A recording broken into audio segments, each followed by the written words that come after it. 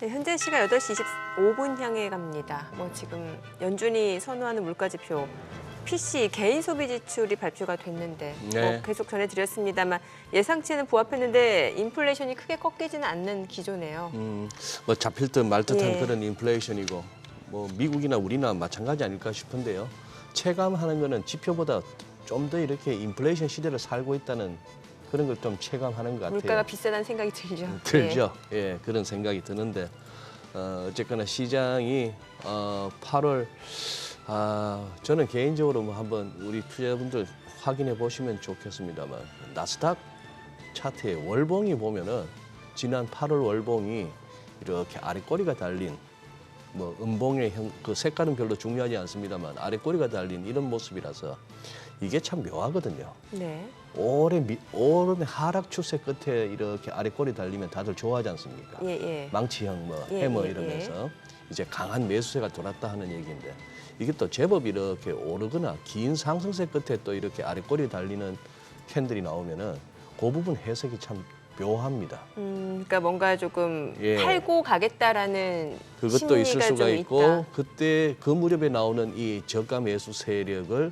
과연 오랜 하락 추세 끝에 저가 매수 세력만큼 믿을 만한가 하는 보통은 단기적인 그런 그거라서 어쨌거나 9월 맞으면서 고민들은 크실 것 같아요. 어제 네. 조금 이제 유럽도 그렇고 미국도 그렇고 장 흐름이 뒤로 가면서 일단은 좀 벌었으면 챙기고 하자 하는 분위기가 느껴지더라고요. 경계 심리가 좀 커지고 그런 것 있다는 같아요. 거죠. 네. 네, 오늘 YG경제연구소 차영주 소장님과 시장 이야기 나눠보겠습니다. 어서 오세요. 어서 오십시오. 안녕하십니까? 네.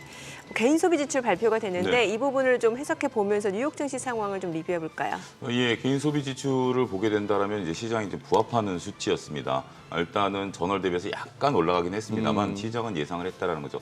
먼저 PC를 구성하고 있는 항목들을 본다라면 충분히 이해가 될 겁니다. 우리가 소비하는 대부분의 것들이 있습니다. 먹는 거, 네. 자동차 돌아다니는 거, 여가, 주거 다 들어가 있습니다. 그렇죠. 그러니까 전반적인 부분에 있어서 소비가 이제 되는 부분들인데 지금 이제 두 가지 상황으로 보셔야 될 것 같아요. 일단 큰 기조는 하락 추세대에 있습니다만 현재 미국의 고용이 물론 구인자가 최근에 줄어들었다라는 게 엊그제 이제 뉴욕의 긍정적인 모습이었습니다만 저건 이제 시간을 두고 이제 반영되는 거 아니겠습니까? 그렇기 때문에 현재 고용 상태가 좋다 보니까 현재 소비가 조금 늘어난다라는 거죠.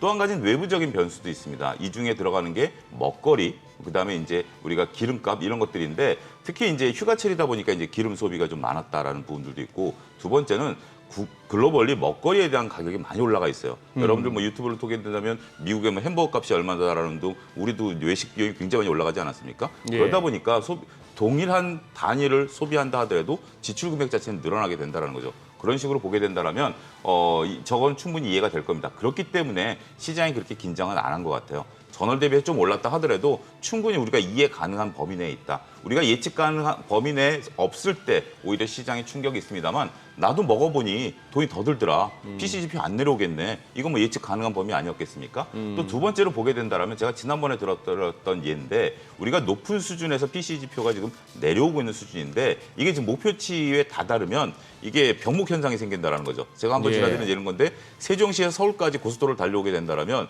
세종에서 수원까지는 잘 달려오죠. 예. 수원서부터 서울까지는 이제 막히는 거죠. 예. 지금 이제 분당쯤 온 겁니다.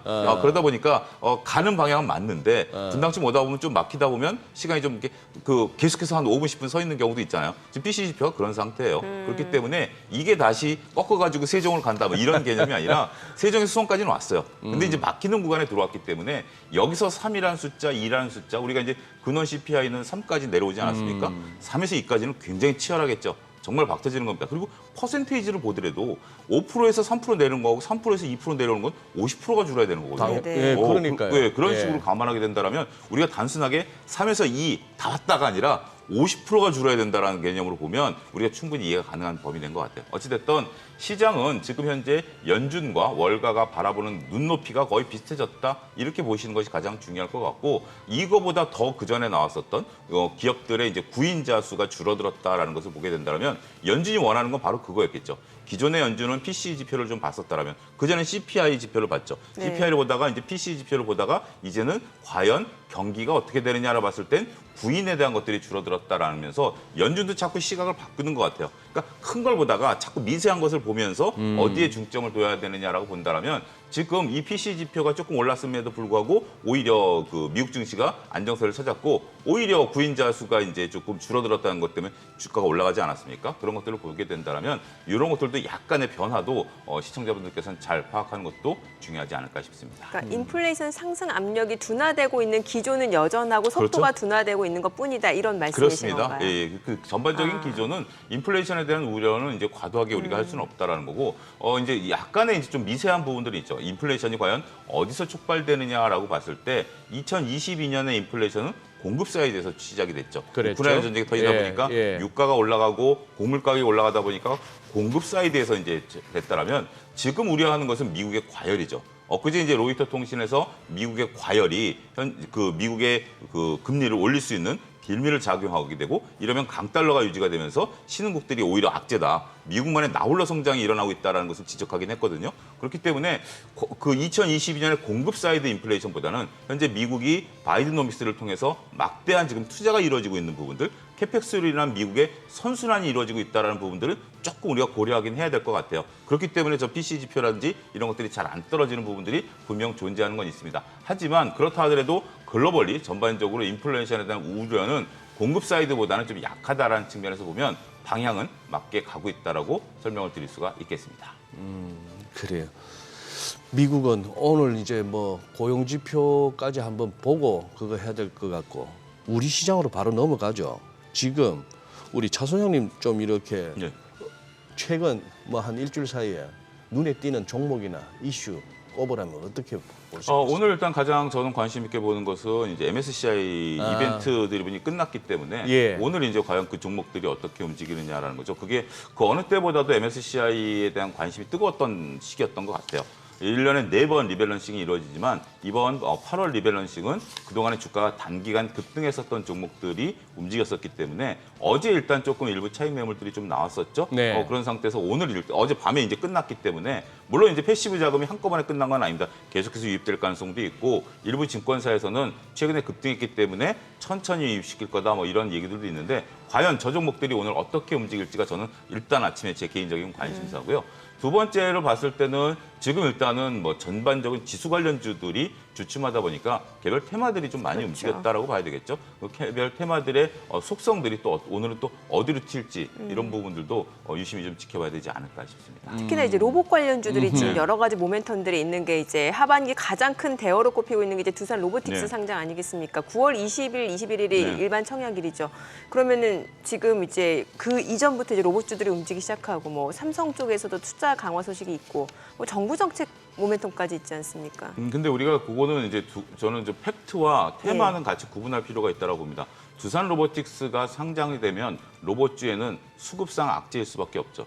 왜냐하면 그쪽으로 쏠린다는 건가요? 그렇죠. 왜냐하면 펀드 매니저들 입장에서 보면 로봇주를 갖고 있는 섹터가 한정돼 있는 상태거든요. 예, 예. 그럼 두산 로보틱스를 당연히 끼워내야 되면 기존의 로봇주를 팔아야 되는 거 아니겠습니까? 네. 이렇기 때문에 두산 로보틱스가 오면 로봇주에 대한 관심은 개인 투자자분들이 갖게 되고 이것이 테마로 움직일 가능성은 있지만 수급상 논리를 본다면 두산 로보틱스가 들어오는 건 로봇주들에게는 악재죠. 근데 어쨌든 지금 시장은 그런 악재보다는 그러한 수급에 대한 기대감, 테마로 움직인다라는 것을 한번 보셔야 되겠고 레인보우 로보틱스가 이제 어제 올라갔는데 저는 레인보우 로보틱스를 갖고 계신 분들 입장에서는 조금 이 기회에 차익을 챙기는 것도 나쁘지 않겠다라는 거죠. 지금 레인보우 로보틱스가 지금 이 레벨 세 번째 도전하는 거거든요. 예. 첫 번째는 삼성과의 협업 때문에 첫 레벨을 도전했고 그다음에 오랜 시간 쉬었죠. 두 번째, 세 번째인데 지금 이제 삼성이 이것을 이제 지시를 했고 이제 개발을 시작하는 거죠. 언제 어떻게 끝날지 아무도 모른다라는 거죠. 근데 지금 시장의 특징은 그러한 것들의 팩트를 따지자라는 게 아니라 이런 분위기로 이제 움직이는 거 아니겠습니까? 특히 어제 이제 로봇주들이 올라갔었던 것들 중에 하나가 보면 다른 테마들이 안 보였어요. 네. 뚜렷하게. 이렇게 강한 모멘텀을 가져만 테마가 안 보였다라는 것도 한 축이다라고 본다라면 오히려 로봇주들을 갖고 계신 분들 입장에서 보면 이 기회에 적절하게 자신들의 이익을 챙기는 것도 하나의 가장 현실적인 방법이 아니겠는가. 우리가 삼성행발 가지고 레인보우 로보틱스가 올라갔다가 고점에서 만약에 그래 못했다면 올 상반기 내내 마음고생하셨을 거 아니에요. 예. 이것도 똑같이 그렇게 이루어질 가능성에 대한 것도 대비를 하셔야 되지 않을까 싶습니다. 우리 차영주 소장께서도 참 보면 두루두루 방송 다니시면서 남들 하기 힘들어하는 얘기를 잘하시는 분인데 딱 3세판 도전이에요. 이제 15만 원대 안착할 수 있는가 하는 부분인데 사실 이게 코스닥 시총 10위 안에 들어왔다 이건데 어제부로 예. 재무제표만 들다 보면 진짜 헉 싶어요. 그러니 지금 말은 좋습니다. 삼성 뭐 거기다 뭐요? 사람처럼 생긴 거? 예, 휴머노이드 로봇을 해서 이제 반도체 투입하겠다는 건데, 근데 여기서 한 가지 간과하셔야 되는 게 뭐냐면 우리가 그제 이제 간과? 그러니까 이제 잊어서는 안 되는 게 뭐냐면 고려에어는 이제 지분을 이제 유상증자가 이제 현대차 그룹으로 네. 5%가 넘어간다는 네. 공시가 나오지 않았습니까? 그걸 인수하는 측이 미국 법인이에요, 현대차 법인. 근데 미국 법인인데 이들이 누굴 갖고 있냐면 보스턴 다이나믹스사를 갖고 있습니다. 로봇계 회사죠. 근데 로봇계가 지금까지 아직도 적자 회사예요. 그러니까 우리가 이제 그거에 대해서 몇 년 동안 퍼포먼스가 나올 것으로 보고 지금 이제 시도가 되고 있긴 하겠죠. 그렇지만 특히 이제 그 정의선 회장께서 그 CES에서 로봇 그냥 아무런 자동차 발표를 안 하고 로봇계를 끌고 다니는 퍼포먼스까지 그랬었죠. 보이지 않았습니까? 그럼에도 불구하고 그 회사가 그런 모습을 보인다라면 일단 구분하실 건 있어요. 앞으로 저게 좋아질 건 전 분명하다라고 봅니다. 삼성과의 협업을 통해서 하는 것이지만 우리가 한번 고민해봐야 될 것은 그 시기는 상당히 길어질 수밖에 없는 것이고, 따라서 지금 내가 그 미래를 보고 투자하신다면 긴 호흡으로 투자하셔야죠. 그거를 제가 뭐라고 그러는 건 아닙니다. 하지만 단기간에 어제 상한가 칠 정도의 강한 이슈로 반응을 했다라면 여기에 대해서 고민을 해보실 필요는 있지 않겠는가, 그렇게 구분해드리도록 하겠습니다. 이제 뭐 8월도 지났으니까 한번 8월 한 달 동안의 수급 상황 한번 살펴보시죠. 외국인이나 개인 기관들 많이 쌌던 쪽에 성적이 어떻습니까? 전반적으로 보면 8월 달에는 특별히 이제 성적을 저희가 논하기는 좀 쉽지는 않은 것 같아요. 8월은? 그러니까 변동성이 네. 시작이 됐기 때문에 네. 그 변동성에 대한 어떤 미세한 부분들, 그리고 휴가가 되면서 코스피 기준으로 봤을 땐 거래량이 급감해 버렸어요. 거래가 너무 적었어요. 네, 거래량이 너무 적고 코스닥은 그래도 거래량이 좀 유지가 됐었는데 네. 어제 저녁 때 발표된 거 보니까 매매 회전율이 높은 종목들이 2,300% 된 종목도 있더라고요. 와. 매매 회전율이 예. 이게 뭐 초전자태 관련 종목이긴 한데 그러다 보니까 거래량에 약간 오류가 좀 있었다라고 우리가 좀 말씀드릴 수 있겠죠. 전반적으로 봤을 때 코스피 시장에 있어서 거래량이 줄어들었다라고 본다라면 특별히 뭐라고 얘기하기는 좀 어려울 것 같아요. 약간의 미세 조정은 있었고 서로 간에 수익률을 좀 따지기보다는, 근데 좀 안타까운 것은 여전히 이제 개인분들의 이제 2차 전지 쪽에 대한 부분들 있었지만 8월 한 달로 놓고 본다라면 거의 뭐 평균 수준에서 움직이고 있는 거 아니겠습니까? 네. 아직 방향을 잡기 못하고 있는 그런 부분들이다라고 말씀드릴 수가 있겠고, 이제 뭐 리오프닝 관련주들이 오히려 수익이 좀 좋았죠.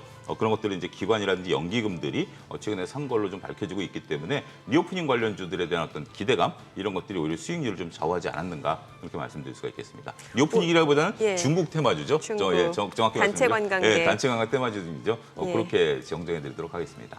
지금 이제 오늘 9월달 첫 거래일 개장 앞두고 있는 상황인데 네. 9월 뭐 증시 전망 어떤 의미가 있겠습니까? 저도 계속 요 며칠 라는 고민을 생각이 했는데 앞선 코너에서 이제 증권사들의 어떤 그런 부분들 말씀하지 전망치. 않았습니까? 예, 전망치 네. 드리겠는데 저도 거기에 그 대부분, 그러니까 그 애널리스트 분들이나 뭐 이코노미스트 분들 이런 분들이 지금 이제 저 보고서를 내기 위해서 고민들을 했을 거 아니겠습니까? 최소한 뭐 며칠 내지 아니면 뭐 이렇게 고민을 했을 텐데 저와 같은 고민의 결과가 나왔다라고 봐요. 9월 달에는 특별한 이벤트가 없는 그런 장세가 연출되지 않을까라는 거죠. 특히 이제 9월 달에 우리가 이제 FOMC가 있긴 합니다만 네네. 지금 대부분의 이제 미국의 그 상황들은 9월 달엔 금리 인상을 안 하고 거의 동결이라고 네, 보죠. 거의 예. 이제 동결로 보고 있고 10월 달에는 FOMC가 없으니까 11월 달에는 아직은 반반이다. 가능성은 열어주자라는 개념이기 때문에 그게 이제 특별한 이벤트가 될 가능성은 없다라는 거죠. 더군다나 이제 지금 미국에 있어서 특별한 이벤트가 없는 상황이고, 그다음에 이제 우리나라 같은 경우도 이제 긴 상승세가 8월 달에 이제 조금 멈췄던 상황이기 때문에 이게 위로 튈지 아래로 튈지 모른다라는 거죠. 그리고 9월 말이 되면 급격하게 고객의 탁김 빠져가는 추석이라는 게 있습니다. 더군다나 이번 추석은 아직 결정되지는 않았습니다만 연휴가 길 걸로 지금 예상이 되고 있지 않습니까? 그러면 소비 관련주들은 조금 올라가긴 하겠습니다만 자금의 유출이 또 있을 수 있거든요. 네. 그런 부분들 보면 저도 증권회사 다닐 때 보면 확실히 그 추석 때 빠져나가는 돈들이 만만치가 않습니다. 그러니까 주식을 팔아서 나간다라는 경우보다는 오히려 주식을 안 사는 거죠. 그러니까 이제 예, 안 사거나 예. 고객의 탁금으로 넣어놨던 돈을 잠깐 빼는 거죠. 주식을 팔아서 간다라는 개념보다는 그런 돈들이 되면 전반적으로 시장에 관심이 확 떨어집니다.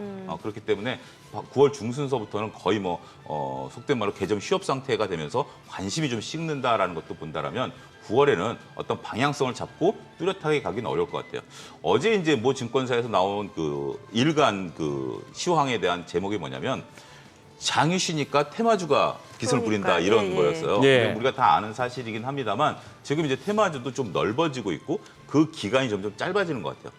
초전도 사이클이 짧아진다는 예, 거죠. 사이클 예. 초전도체만 하더라도 일주일은 가지 않았습니까? 근데 우리가 자율주행 자동차가 나온 건 하루로 끝났어요.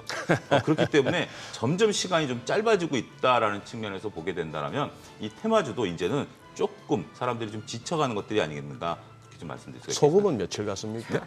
소금은 한 2시간 갔나요? 소금은 근데 그전에도 한번 크게 움직였었기 때문에 그랬죠. 그전에도 한 보름 이상 움직였었기 때문에 이건 두세 번째 움직이는 거거든요. 그러니까 네. 조금 신선도는 좀 떨어지죠. 우리 원래 테마주의 성격이 가장 중요한 건 뭐냐면 신선해야 되고 직관적이고 강해야 됩니다. 로봇, 사람 로봇 이건 굉장히 누구든지 강한 거 아니겠습니까? 그런 부분들이죠. 이게 이제 나중에 로봇이 나오느냐보다는 야 사람 로봇 나온대. 그러면 이제 탁 한 거죠. 근데 안타까운 것은 자율주행차가 나온데 또 굉장히 강했는데 하루짜리로 그쳤다라는 것을 보면 투자자분들이 이제 점점 생각이 현타가 온다고 그럴까요? 이성적으로 변해가시는 하나의 긍정적인 모습이다. 저는 그렇게 해석해드리고 싶어요. 소장님이 그 전에 왜 두더지 게임이라는 표현을 써주셨잖아요. 네, 딱 네. 그런 장세인 것 같아요. 네. 여러 가지 테마들이 있고 뭐 오늘은 어떤 테마가 또 이제 시세를 분출할 수 그렇죠. 있을지 이 부분이 좀 중요한 관전 포인트가 아닐까 싶네요. 맞습니다. 지금 네. 이제 뭐 테마를 예측을 한다는 건 굉장히 좀 어려운 것 예. 같아요. 갑자기 테마가 하나씩 툭툭툭 튀어나오고 예. 그게 이제 사이클이 되고 아침에 뭔가 하나 싹 붙으면 거기에 수급이 확 몰렸다가 확 빠져나오고 하는 모습들이 반복되고 있기 때문에 상당히 조금 좀 어려워. 그 아까 말씀드린 그 회전율 2,000포인트 했던 종목은 네. 대동이라는 종목입니다. 그러니까 그렇게 초전도체는 그렇게 회전율이 높았다라는 것도 하나의 단면이 아니겠나 싶기 때문에. 대동? 예. 농기구 아니 그 초전도체와 관련해가지고 초전도체. 하나 엮인 종목이 하나 있습니다. 그래요? 네. 아까 뭐 금년 들어서는 계속 테마주 타령입니다만 시장 흐름이 그러니까 어쩔 수 없이 이제 모든 경제 채널 뭐 주식 관련한 컨텐츠에서 테마주 얘기를 안 할 수가 없습니다만 그걸 갖다가 무슨 뭐 눈 반짝거리면서 심각하게 아주 뭐 진지하게 얘기하기에는 좀 그래요. 이 테마 이 쫓아다니는 게 예, 테마를 저도 한번 해봤는데요. 제가 지난번에도 한번 여기서 말씀을 드렸는데 한번 모의매매를 한번 해보세요. 이게 테마를 한다는 게 눈으로 보는 거하고 클릭하는 거하고 물론 심리가 안 들어갔기 때문에 그게 이제 중요성은 없습니다만 테마를 한번 따라해 본다라는 그 어떻게 보면 그 정신 없음. 이 테마를 한번 딱 매수를 들어가면 정말 화장실도 못 갑니다. 오롯이 앉아가지고 그 1분 봉을 보는 건데 30초 봉 보시는 분도 있어요. 증권사마다 30초 봉을 제공해주는 증권사가 있거든요. 예. 그런 거 이제 끊어치기 하면서 보시는 분들이 있기 때문에 상당히 쉽지 않은 영역인데 근데 어떻게 보면 하나의 또 시장에 지금 관심이 또 그렇게 많은 분들이 또 있다라는 것도 하나의 측인데 뭐 시장은 자꾸 돌고 도는 거 아니겠습니까? 우리가 이제 2020년만 하더라도 이런 분위기가 아니라 오히려 묵직하게 끌고 가는 분위기였다라면 그게 이제 2022년에 주식시장이 조금 이제 조정을 받다 보니까 짧고 강하게 수익을 내자라는 식으로 또 변한 것 같아요. 네네. 이것도 또 다른 식으로 변하겠죠. 하나의 흐름이다라는 정도로 저는 이해하고 싶습니다. 아까 참 신선도라는 거는 네. 탁 듣는 순간에 느낌이 왔는데 또 우리 또 차수님께서 또 먹는 걸로 비유 잘하시니까 흉내를 내자면은 이게 따끈따끈하게 바로 밥솥에서 지금 바로 했는 밥 맛하고 그렇죠. 그거 냉장고에 넣어놨다가 다시 그냥 렌지에 데펴서 이렇게 먹는 네. 밥하고는 다르거든요. 맛이 확실히 다르죠. 확실히 다르죠. 그러니 네. 어떻게 보면 로봇 관련해서도 벌써 지금 냉장고에 2번 더 갖다 나온 겁니다. 그런 상황이고. 그렇죠. 그거를 여러분들이 기억해 두시면 네. 재료가 딱 튀어나왔을 때 네. 이게 갓 지은 밥이냐 냉장고에서 꺼낸 밥이냐라는 것만 정도만 아셔도 대응 방법이 달라지는 거죠. 아 이게 지금 강하게 붙었지만 냉장고 밥이다라고 한다면 오히려 매도 관점으로 보셔야 되고 네. 이게 지금 내가 보고 있었던 종목인데 갑자기 테마가 붙었다. 그러니까. 근데 처음 나오는 거다. 그러면 한번 좀 끌고 가볼 필요도 있는 거죠. 그 초전도 다음에 맥신까지는 맥신이 뭐지 하면서도 약간 신선했는데 신선했죠. 예. 그거 끝나자마자 준비됐다는 듯이 양자 어쩌고 저쩌고 하니까 양자 컴퓨터. 조금 막 이제 됐다 뭐 이렇게 예, 그런 되는 느낌이. 것 같습니다. 예, 그 상반기 시장을 이끌었던 두 가지 섹터라고 하면 이제 뭐 AI, 챗 GPT 관련주 그리고 2차 전지 관련주로 볼 수 있을 것 같은데 이들은 어떨까요? 하반기에 또 주도주로 다시 한번 자리매김을 할 수 있을지도 좀 궁금해지거든요. 약간의 온도차가 좀 느껴지는 것 같습니다. 뭐 2차 전지와 관련해서는 지금 현재 뭐 다양한 어떤 그 반대적인 의견들이 좀 나오는 것 같아요. 공급량이라든지 중국의 LFP 이제 그 뭐죠? 리튬 인산철 배터리. 그쪽에 관련된 얘기라든지 어떻게 보면 이제 경쟁이 좀 치열해진다라고 봐야 되겠죠. 이 산업에 대해서 산업이 개화되고 이제 하는 거지만 과거 이제 우리가 오롯이 독주를 하겠다라는 개념보다는 경쟁이 좀 치열해진다라는 뉴스들이 조금 나오는 것 같아요. 그리고 이제 각국들이 이것에 대해서 보조금을 미세하게 조정한다라는 부분들로 서로 이제 경쟁이 좀 경화된다. 이게 먹거리이기 때문에 이게 이렇게 보셔야 될 것 같아요. 이게 나쁘다라는 게 아니라 좋은 거기 때문에 서로 가져가려고 경쟁이 치열하다라는 거죠. 이 부분으로서 이해를 하셔야 된다라고 말씀드릴 수가 있겠고 오히려 인공지능과 관련해서는 더 퍼포먼스가 좋아지는 것 같아요. 그제 이제 월스트리트 저널에서 나온 게 엔비디아와 관련해서 하이닉스를 봐라라고 직접적으로 하이닉스를 검명할 정도로 하이닉스. 이게 지금 이제 엔비디아 쪽에 있어서의 다양한 물론 이제 뭐 우리가 NPU라고 해서 신경망 반도체라든지 이런 것들을 이제 개발을 하고 있습니다만 지금 당장 우리가 그 인공지능과 관련해서 서버가 이제 내년까지는 폭발적으로 늘어날 걸로 좀 보고 있는 거거든요. 그런 부분들에 따라서 이 그 HBM에 대한 수요가 있는 거죠. 저는 엊그제 그 노근창 센터장의 흥미로운 리포트를 봤습니다. 어떤 내용이었나요? 이번 주에 나온 리포트인데요. 우리가 네. 이제 엔비디아의 GPU에 대한 어떤 부분들을 봤을 때 지금 GPU가 중국 들어가는 게 막히지 않았답니다. 그래서 중국에서 막힐 걸 감안해서 가수요가 좀 있는 것 같습니다. 네, 그래서 네. GPU를 끌어가는 면들도 있기 때문에 그러니까 이제 노근창 센터장이 정확히 이제 그 분야로 나눴어요. 이 부분 일단 좀 빼고 보자. 이건 언제든지 끊어질 수 있고 그럼에도 불구하고 성장성이 있다. 근데 언제까지 성장성은 일단 내년까지 이어지고 내후년은 아직은 좀 불안하다. 라고 냉정하게 보고 계시더라고요. 제가 지난번에 HSBC 말씀드린 것처럼 네. HSBC가 엔비디아의 그 목표 주가를 상향하면서 올해 20만 개, 내년 40만 개지만 그 이상을 밝히지 않았기 때문에 좀 보자라는 말씀을 좀 드렸거든요. 노근창 센터장도 그 부분을 정확히 지적하고 있더라고요. 일단 어쨌든 내년까지는 폭발할 거다라고 좀 보고 있고 그 폭발하는 것에 있어서 우리가 같이 들어갈 수 있는 게 HBM 아니겠습니까?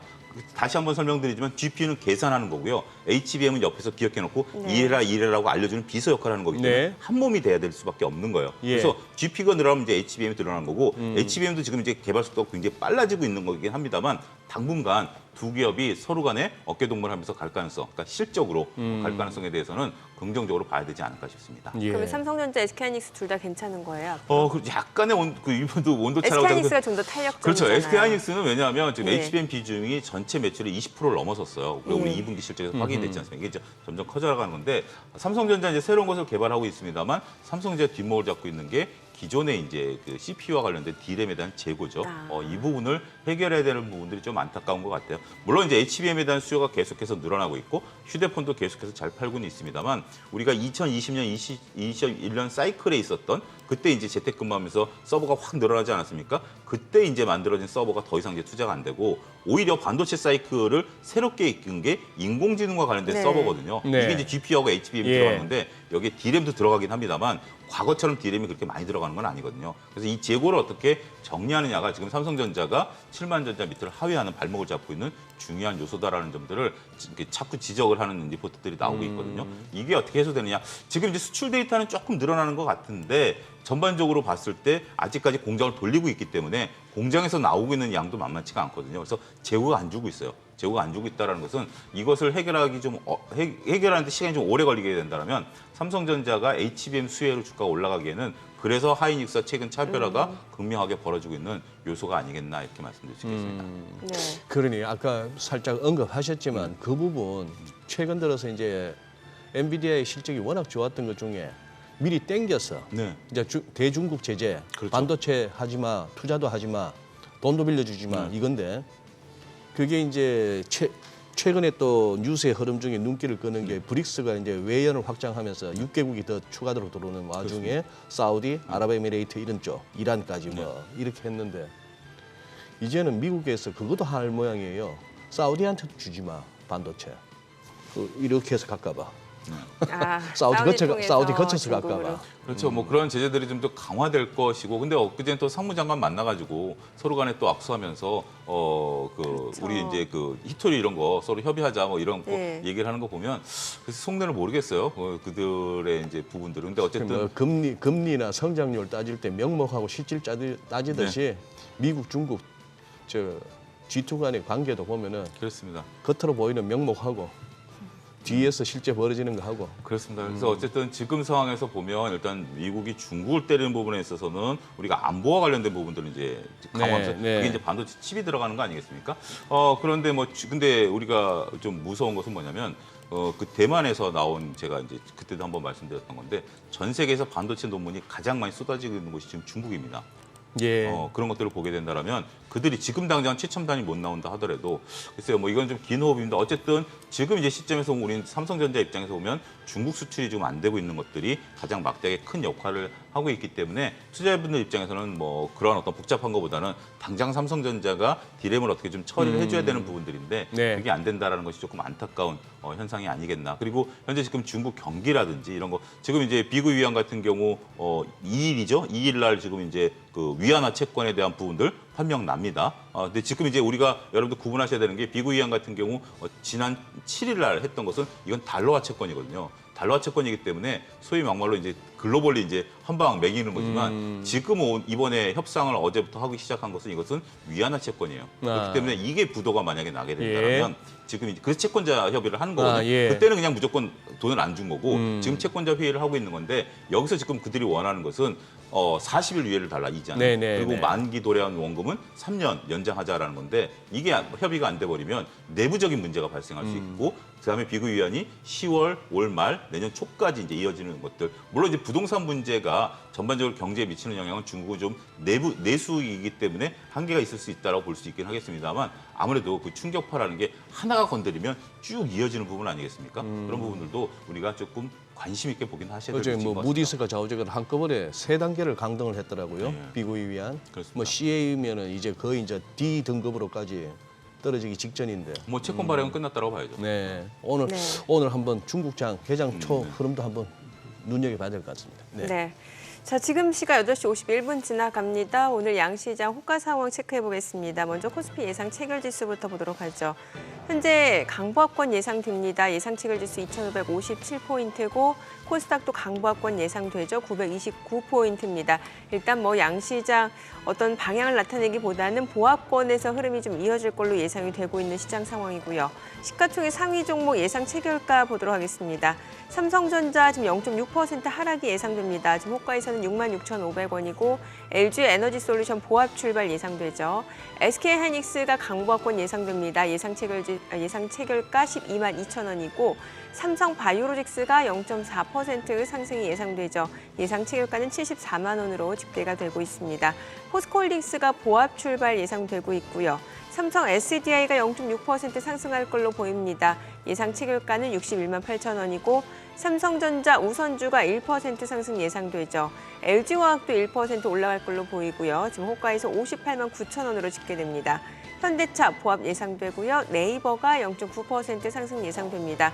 예상 체결가 21만 6,500원이죠. 코스닥 시가총액 상위 종목 예상 체결가도 보겠습니다. 에코프로비엠이 오늘 1.3% 하락 예상되고요. 에코프로도 마찬가지로 하락 출발 예상됩니다. 예상 체결가 123만 9천 원이고요. 셀트리온 헬스케어가 0.9% 상승 예상됩니다. 예상 체결가 6만 5,300원이고 코스피 이전 상장을 추진하고 있는 포스코 DX가 3% 오늘 호가에서도 흐름 좋아 보이죠. 예상 체결가 5만 8천 원으로 집계됩니다. LNF가 0.9% 하락이 예상되고요. HLB도 0.5% 떨어질 걸로 보입니다. 예상 체결가는 2만 8,700원, JYP 엔터테인먼트 보합 예상되고요. SM은 강보합권 예상되고 있습니다. 어제 레인보우 로보틱스가 급등하면서 시가총액 10위권 내로 올라선 상황이고 오늘 호가에서도 추가적으로 지금 8.9% 강세가 예상됩니다. 예상 체결가는 16만 5천 원으로 집계가 되고 있고요. 펄어비스가 1% 상승 예상됩니다. 예상 체결가 48,950원이죠. 이제 개장까지 6분여 가량 남았습니다. 오늘도 시장 자체는 조금 보합권으로 조금 지루한 횡보 장세가 연출될 걸로 예상이 되고 있는데 개별적인 모멘텀이나 또 아니면 테마주들 쪽으로는 또 매기가 쏠릴 것으로 보이네요. 네. 뭐 앞서서도 조금 우리 서로 주거니 받거니 해놓으니까 저는 그 레인보우 로보틱스 주가가 눈길을 꺼내요. 지금 예상가대로 저렇게 간다면은 이제 2번에 걸쳤던 전고점 열어버린다는 얘기거든요. 그러니 그거는 또 새로운 또 국면으로 접어들 수 있다는 그런 상황이니까 저 흐름이 계속 이제 유지될 수 있는지는 또 이렇게 뭐 단기적으로 접근하시는 분들한테는 중요한 날 같습니다. 예. 아니 그럼 요즘 테마주 안 하시는 분들은 어떤 섹터에서 수익을 내야 되는 거예요? 그래서 지금 이제 코스피 같은 경우 거래량이 급감을 했던 중요한 이유인 것 같습니다. 예. 다들 이제 관망세를 좀 나타낸다라고 보셔야 되겠죠. 특별히 이제 매매를 통해서 지금 수익을 내기는 좀 어려운 장세인 그렇다고 거죠. 뭔가 또 매수하기에는 저점 자체가 높아져 있는 상태다 그렇습니다. 보니까 약간 가격 부담은 또 분명히 있는 것 그렇습니다. 같거든요. 그래서 이제 그 좀 세 가지로 투자자분들이 좀 나눠지신 것 같아요. 예. 투자를 하려고 마음 먹으신 분들 중에 예. 일단 반도체와 2차 전지에 대해서 강한 확신을 갖고 계신 분들, 뭐 그 우리가 이제 다들 지금 하나의 큰 세력으로 형성이 돼 있죠. 또 하나 이제 테마주를 통해서 열심히 이제 뭐 수익이 나든 안 나든 매매를 하시는 분들이 있죠. 예. 최근에 테마주를 가지고 수익을 냈다라는 분들이 조금 많이 줄었어요. 그러니까 이제 일단 매매는 계속 하고 계신 것 같아요. 또 한 가지는 확연한 관망세입니다. 우리가 코스피 시장과 코스닥 시장의 거래량을 여러분들이 한번 보시게 된다면 코스피 시장은 거래량이 그 7월 달 말쯤인가 8월 초 고점 대비 반토막이에요. 그렇지만 코스닥은 여전히 거래량이 살아 있습니다. 그렇기 때문에 지금 시장에 있어서 누군가 뭘 할 것이다라고 봤을 때 대부분 조금 주춤한 모습들 좀 보이고 있다라는 것이 현실적인 모습인 것 같아요. 그래서 서둘러서 지금 이제 투자를 하기에는 녹록지 않은 상태이고 특히 외국인들이 현재 지금 확실히 주도권을 쥐고 흔드는 그런 상황들이 아니거든요. 우리가 올 초만 하더라도 외국인들이 몇몇 섹터를 끌고 올라갔죠. 은행주를 끌고 올라간다라든지 반도체를 끌고 올라간다라든지 그런 것들이 시장의 눈을 보여주면서 야 이거 뭔가 얘네들이 뭘 사네? 라고 해서 이제 우리가 보는 것들이 있었습니다만 정말 요즘 저도 방송 다니지만 외국인들 수급 얘기한 지 뭐 지금 문득 든 생각인데 8월 달에 외국인 수급 거의 얘기 안 해본 것 같아요. 별로 이제 시장에서도 언젠가부터 얘기 안 했어요. 네, 외국인 수급이 그러네요. 그러니까 소장도 좀 그렇죠. 네, 지금 방송에서 그러네요. 자연스럽게 야 외국인들이 삼성전자를 계속 사고 있는데 어디까지 가느냐 이런 건데 지금 저희가 외국인 수급과 기관 수급 거론 안 한 지가 꽤 오래되고 오히려 그 시간에 뭘 얘기했죠? 테마주 얘기를 많이 하고 있어요. 아니 국내 증시는 이제 개인 투자자들이 주도하는 시장 같아요. 그렇죠. 그게 정말. 이제 최근에 예. 하나의 어떤 모습인 것 같아요. 그래서 테마주들이 이제 시장을 장악하고 있다 보니까 그거는 이제 상황이 다른 거죠. 테마주를 할 수 있는 분과 안 할 수 있는 분 그리고 저같이 아예 테마주는 보지도 않는다라는 것을 보긴 하지만 예. 그러다 보니까 매매에 안 들어가다 보니까 이제 조금 이제 기다리는 어떤 그런 것들이죠. 그런데 그나마 좀 개인 투자자분들이 수익을 좀 낼 수 있었던 것들을 보면 중국 관련 소비주들에 관해서는 수익을 좀 낼 수 있었죠. 특히 이제 롯데관광개발 기준으로 70%가 올랐거든요. 단기간에. 그리고 이제 화장품주들 우리 많은 분들이 좋아하시는 이런 쪽도 면세점들 이런 것들이 솔직하게 많이 올랐어요. 그러면서 거기에 더군다나 또 한 가지 미용. 네. 요즘 또 하나의 테마는 요즘 미용입니다. 피부 미용 의료기기 왜 이렇게 많이 올라요? 환살감이다, 뭐 네. 클래시스서부터 뭐 해가지고 네. 뭐 여러 가지 부분에서 이것이 이제 확 부각이 된 것 같아요. 지금 네. 이제 리포트들도 쏟아지고 있는데 네. 우리가 이제 증권사들의 어떤 관심, 리포트를 다 읽어보지 않더라도 어떤 리포트들이 쏟아지는지도 하나의 관심이거든요. 근데 최근에 보면 증권사들이 그러니까 그 미용 기기와 관련된 리포트를 쏟아내고 있어요. 근데 그들의 공통점은 뭐냐면 제품이 비싸고 이 비싼 제품을 팔고 소모품도 여기에 거의 비슷한 매출이 일어난다는 거죠. 이거는 한번 사면 쉽게 더 이상 추가를 안 사는 거죠. 저도 이제 그 눈이 좀 안 좋아가지고 이제 눈에 이제 그 좀 온열기를 하나 샀어요. 온열기? 네, 이렇게 눈에 이렇게 되는 게 있어요. 이렇게 해가지고 눈 그러니까 온찜질 마사지하고. 대신하는 것처럼. 이렇게 마사지 하고 예. 있어요. 소장도 한번 나중에 소개시켜드릴게요. 그래요? 좋아요. 눈 피로 푸는데. 네. 근데 그건 이제 소모품이 아니기 때문에 그 한 최소한 10년 이상 쓰겠죠. 아니면 뭐 거의 평생 쓰겠죠. 근데 그거는 그거 하나 팔면 끝이지만 미용기기는 하나 팔면 거기에 들어간 소모품이 많잖아요. 예를 팁. 들면 뭐 어떤 게 있어요? 그러니까 한번 일회성 소모품이 이제 팁이라고 하는데 그 정품 팁을 이제 인증해 주는 것들이 있어요. 그럼 계속 소모성이거든요. 쉽게 얘기하면 그냥 네. 여성분들 저녁 때 팩한다고 팩. 생각해보세요. 그러면 예. 하루에 그냥 팩 한 번씩 버리는 예. 거잖아요. 그게 막대한 그 수익을 날 수 있는 거죠. 기계 하나 파는 것보다 매일 팩을 하나씩 파는 게 오히려 수익이 더 좋을 수도 있다는 거죠. 근데 이 팩은 이 기계와 연동이 돼야 된다는 거죠. 그게 무서운 거죠. 그냥 기존 팩은 붙이는 거지만 예를 들어 이해를 돕기 위해서 이 팩은 이 기계와 연동이 돼야 된다고 보면 이 기계 산 사람들은 이 팩을 꼭 써야 된다는 거죠. 그래서 지금 마치 옛날에 그 프린트 공짜로 줄게. 잉크는 우리 거 쓰세요. 그 분위기네. 맞습니다. 그 똑같습니다. 이제 많은 프린터 회사들이 네. 컴퓨터 살 때 프린터 그냥 공짜로 줬잖아요. 근데 이제 잉크로 이제 돈을 버는 이제 그런 것처럼 결국 그런 거죠. 우리가 이제 기계를 주고 나면 써야 되기 때문에. 근데 레이저 장비 자체도 엄청 비싸거든요. 억 단위거든요. 억 단위고 예. 이제 이제 의사 근데 또 한 가지 지금 이제 우리가 하나 해야 될 게 OL이라는 기업인데요. 그 기업 같은 경우 이제 그 병원에 들어가는 굉장히 비싼 거예요. 네. 그래서 병원에 이제 그걸 놔주면서 그 소모품을 무료로 제공했어요 그동안. 그러다 보니까 의사분들이 이제 썼죠. 근데 이게 이제 판매로 전환시켰습니다. 와. 그러니까 그 여러분들 혹시 그런 원숭이 꽃신이라고 일본 그 신화가 있습니다. 뭐냐면 꽃신 장사가 원숭이들의 꽃신을 나눠준 거예요. 네. 그러다 보니까 이제 원숭이들이 꽃신을 신으니까 너무 편하다가 예. 나중에는 돈 주고 파는 거죠. 그게 이제 일본 우화거든요. 그런 것처럼 이 처음에 기계 주면서 소모품 공짜로 주다가 이제 안정화되니까 팔기 시작하면서 매출이 급증해 버렸습니다. 그런 것들 우리가 한번 하나의 어떤 투자 아이디어로 보시게 된다면 결국 우리가 소모품을 얼마큼 많이 쓰느냐 이 부분도 하나의 지금 포인트고 이런 것들이 현재 지금 미용기기 하나의 어떤 그 섹터 테마, 요것도 작은 테마 이런 것들이 인정되면서 주가가 계속해서 50일 신고가를 가고 있다. 옛날에 그 비싸던 임플란트 비용 요즘 이렇게 광고 보면 많이 내려왔던데 이 미용 관련해서도 좀 싸졌으면 좋겠어요. 저도 한번 펴보게.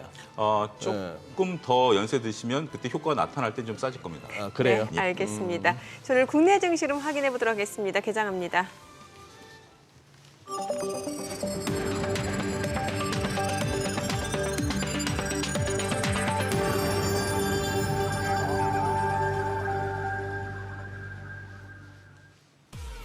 네, 9월 1일 금요일 국내 증시 개장했습니다. 최근에 이제 거래 대금이 좀 급감하고 있는 상황이고요. 이 가운데 또 테마주들 굉장히 빠른 사이클로 지금 순환매가 나타나고 있는 모습이고 이제 간밤 미국 쪽에서는 이제 연준이 선호하는 지표죠. 개인 소비 지출 PC가 발표가 됐습니다. 시장의 예상치에 부합하는 수준이었습니다만 전년 동월 대비로도 그렇고 전월 대비로도 그렇고 상승세가 이어지고 있다는 측면에서 인플레이션 압력이 다소 둔화되는 듯한 모습이었다가 다시 한번 이제 상승 기조로 이어지는 것 아니냐라는 우려가 있는 것 같고요. 이에 따라 관망 심리, 경계 심리도 좀 커질 수 있는 시점인 것 같습니다. 자, 오늘 양시장 일단은 좀 하락 출발 보여줍니다. 코스피가 소폭 내림세로 2,553포인트고 코스닥도 마찬가지죠. 약보합 출발 926포인트입니다. 지금 일단은 소폭 내림세 출발 보여주고 있는 상황이고 다만 최근에 계속해서 변동성이 좀 커지고 있는 구간이기 때문에 장 마감까지 또 오후장까지는 좀 추이를 지켜보셔야 될 것 같습니다. 시가총액 상위 종목 시초가 보도록 하겠습니다. 삼성전자가 오늘 0.3% 떨어집니다. 지금 보합권이네요. 66,800원, 66,900원 선에서 움직임 이어지고 있고요. LG에너지솔루션은 0.7% 떨어집니다. 54만 원이고 SK하이닉스 보합이죠. 12만 1,800원. 삼성바이오로직스가 0.8%, 0.9% 올라갑니다. 74만 4천 원이고요. 포스코홀딩스가 0.6% 하락합니다. 57만 5천 원. 삼성 SDI가 약보합권으로 61만 3천 원이고요. 삼성전자 우선주는 상승합니다. LG화학이 1% 떨어지네요. 57만 7천 원이고 현대차가 0.5% 하락으로 18만 8,100원. 네이버가 0.2% 소폭 올라갑니다. 21만 5천 원에 거래되고 있습니다. 코스닥 시가총액 상위 종목 시초가도 보도록 하겠습니다.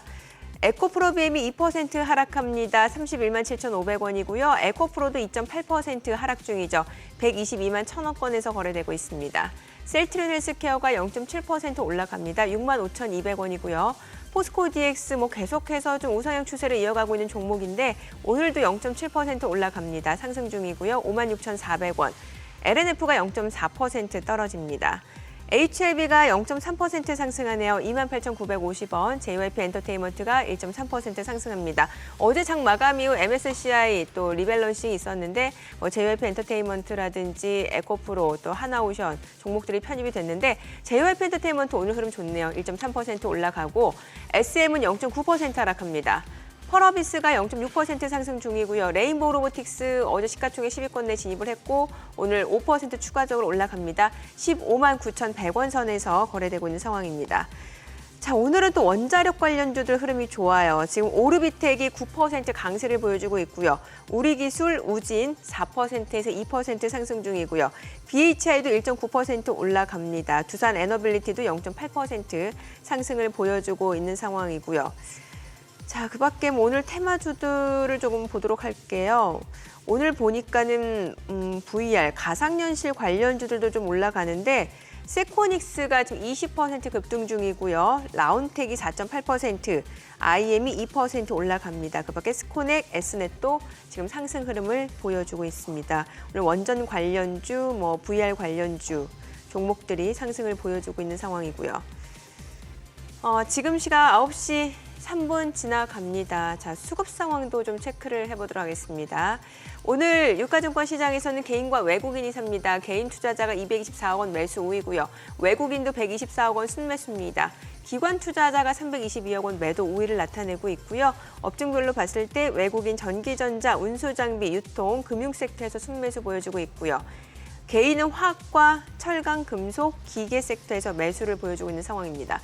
오늘 건설업종 흐름이 괜찮죠. 지금 개인 투자자가 매수를 보여주고 있는데 이미 호가에서부터 좀 움직임이 있었거든요. 0.9% 상승 중이고 뒤에서 의약품, 유통업종도 오름세를 보여줍니다.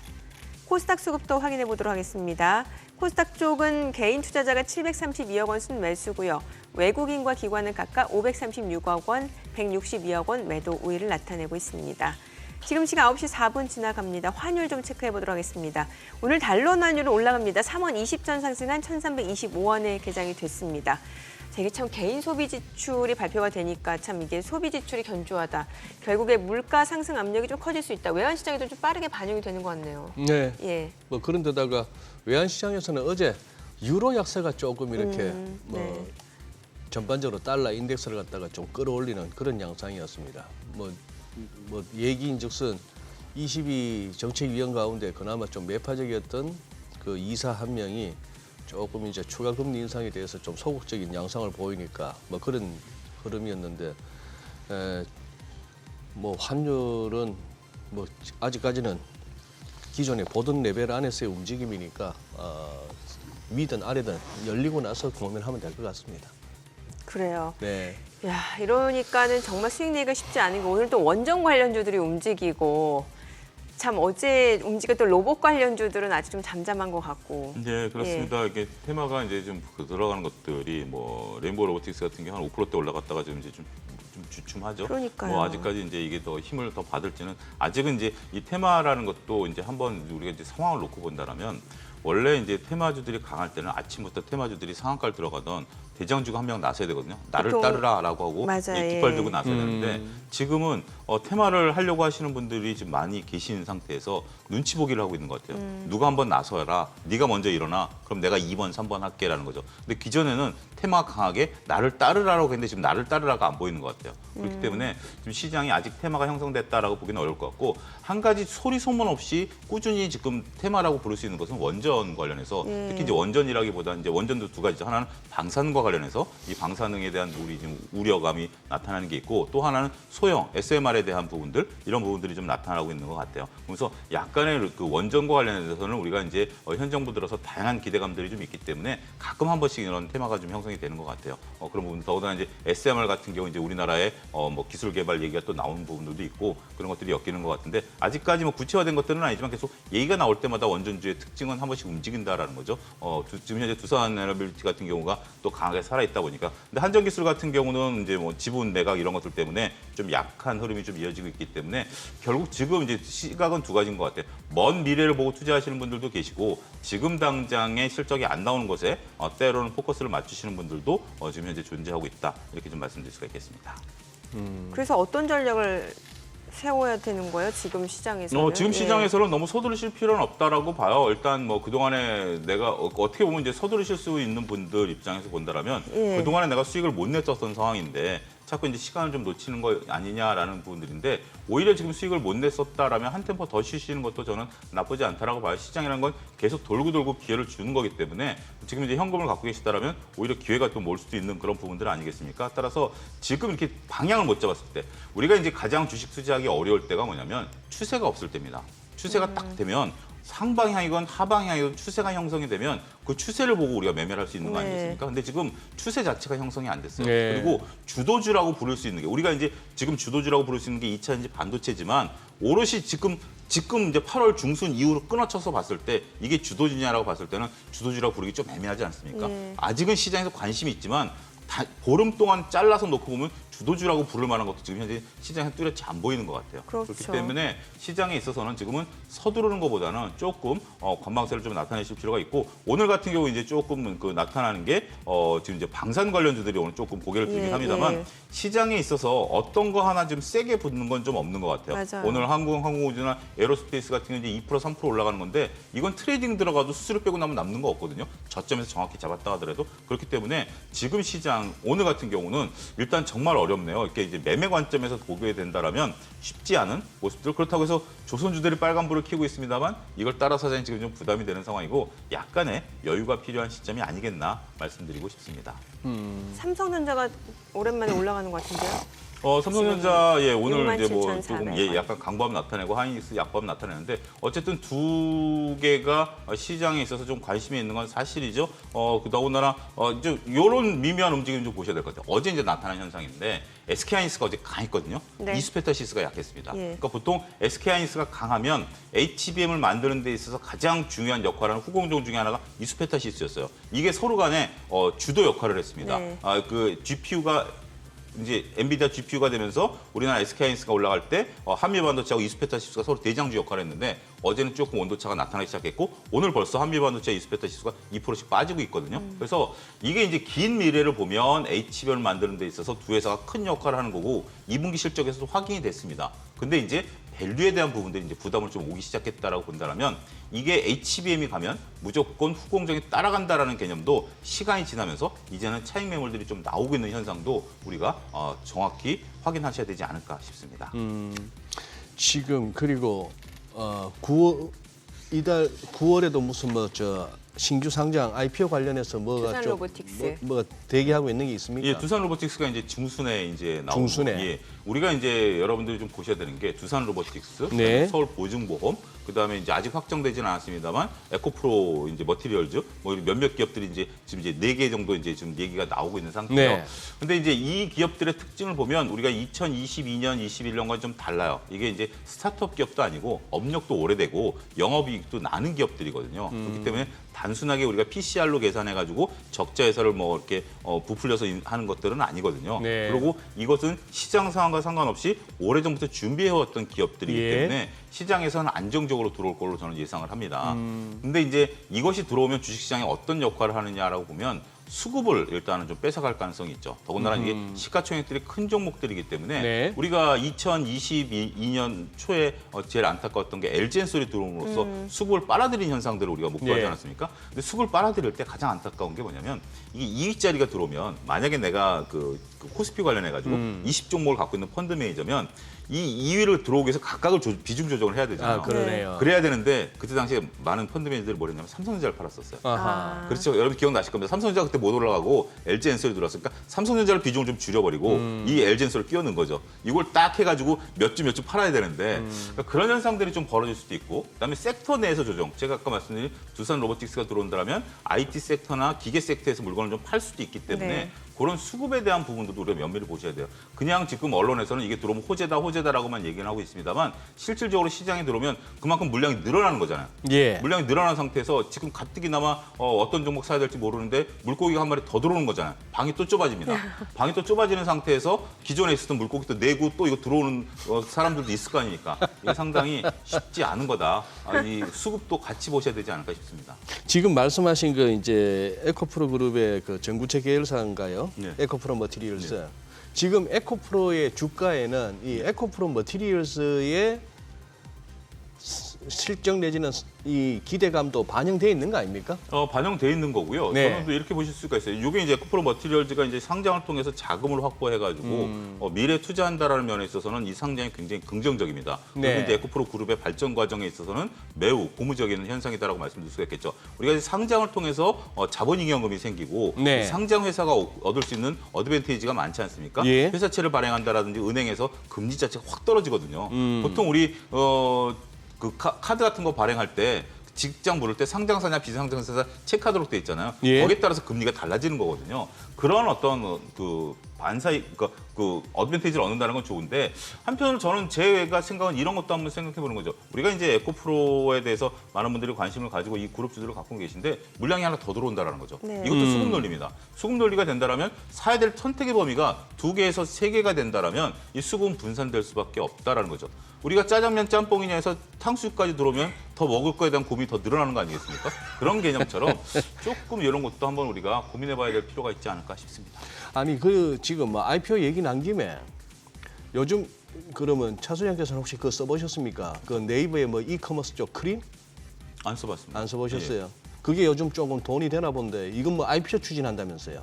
뭐 그거다가 잘하면 네이버 웹툰까지. 네, 네이버 웹툰은 이제 좀 어떻게 보면 하나의 퍼포먼스를 보일 가능성은 좀 있다라고 보는데 아니 그게 그러면은 지금 네이버 주가가 대부분의 그 네카오 그럴 때 다 물려갖고 아직도 정리가 안 돼서 가슴앓이 하시는 분들이 얼마나 많은데 그 네이버 주가에는 지금 그 뭐 말하는 그 이커머스 관련한 그쪽 웹툰까지 감안한 주가 아니에요? 특히 웹툰은 크죠. 근데 그걸 또 쪼갠다고요? 그거 이제 그렇게 되면 굉장히 이제 문제 심각해집니다. 왜냐하면 우리가 상반기 때 네이버의 어떤 주가를 예측을 할 때 지금 네이버 같은 경우 이제 주로 사업 모델 중에 하나가 아직까지는 광고 수입이 많거든요. 한 50% 정도는 광고 수입이고 나머지 이제 미래 성장 동력이 뭐냐라고 봤을 때 웹툰을 들었거든요. 특히 이제 그 네이버는 일본과 연계돼 있기 때문에 이거에 대한 웹툰 때문에 지금 네이버 주가를 떠받치고 있는 부분들이 있어요. 이걸 잘라낸다라면 네이버 웹툰은 크죠. 물론 클로버엑스에 대한 기대감이 있지 않느냐라는 건데 클로버엑스의 그 사업 모델은 B2C가 아니라 B2B입니다.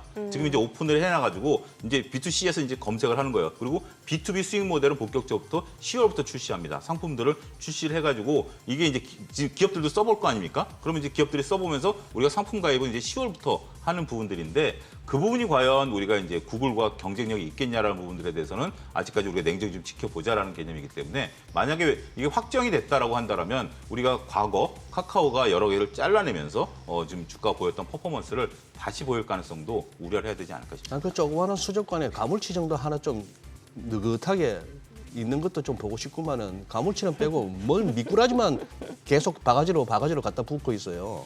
그게 아니라 수족관에서 이제 아름다웠던 수족관에서 네. 광어 한 마리 빼고 우럭 한 마리 빼고 있는 거죠 지금. 그러니까 수족관이 텅 비고 있는 거죠. 텅 비고 있는 거죠.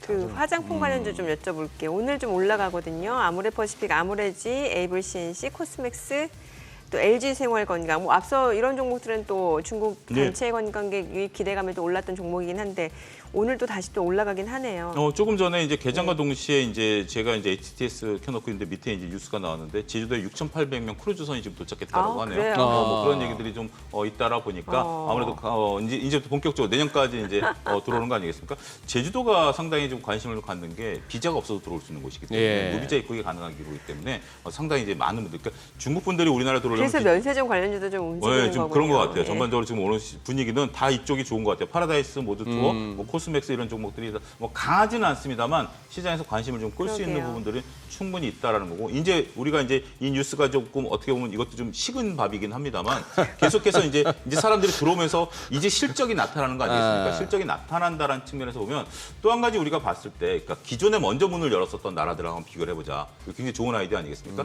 신한증권에서 이달 그러니까 8월 한 중순쯤에 나왔는데 먼저 열었던 싱가포르하고 태국하고 비교를 해봤습니다. 그러다 보니까 그쪽에서 소비재에 대한 매출이 많이 늘었어요. 그런 부분들이 나타나게 된다면 아직 우리는 태국보다 지금 개인도로 들어오는 것들을 보면 절반 정도 수준이거든요. 그럼 태국 정도 수준이 올라오면 어느 정도 매출이 일어나겠느냐라고 봤을 때는 기대감이 크고 또 한 가지 지금 이제 많은 이제 또 분들이 얘기하는 게 일본으로 가는 단체 여행이 지금 취소되고 있다라는 또 뉴스도 있지 않습니까? 예, 요새 뭐 파이가 얼마가 될지는 모르겠습니다만 몇 건이 취소되는지는 뭐 확인된 건 아니고 일부일 수도 있다라는 의견도 있긴 하겠습니다만 거기에 따른 반사익 기대감도 반영되고 있는 것 같아요. 그런 부분들이 우리한테 이런 종목들이 특히 이제 어떻게 보면 이 정도 올라가는 게 오늘은 눈에 안 띄어야 되는 게 정상. 그러니까 최근의 상황들 보면 2% 3% 올라가는 게 눈에 안 띄어야 되는 상황인데 지금 2% 3% 올라가는 게 그나마 눈에 띄는 시장 정도라면 그만큼 시장의 체력이 상대적으로 많이 약해져 있는 상태이고 관심이 조금 분산돼 있는 그런 상황이다라고 좀 말씀드리고 싶습니다. 네, 오늘 얘기 잘 들었습니다. 고맙습니다. 감사합니다.